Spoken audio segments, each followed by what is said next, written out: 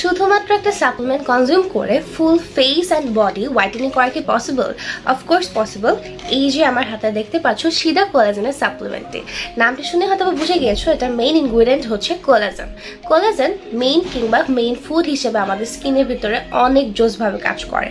শুধু তাই না, কোনো প্রকার সাইড এফেক্ট ছাড়া তোমাদের স্কিনটাকে হোয়াইটেনিং করা, ব্রাইটেনিং করা, গ্লোয়িং করা, স্কিনের ভিতরে একটা ন্যাচারাল ইফেক্ট নিয়ে আসা, স্পট থাকলে স্পট আস্তে আস্তে করে ফেড করে ফেলা, যাদের হরমোনাল প্রবলেমের জন্য চুল পড়তে থাকে, খুশকি প্রবলেম হচ্ছে, বডি স্কিনের ভিতরে বাম্পস হচ্ছে, এই প্রবলেমগুলোকে রিমুভ করতে অনেক বেশি হেল্প করে।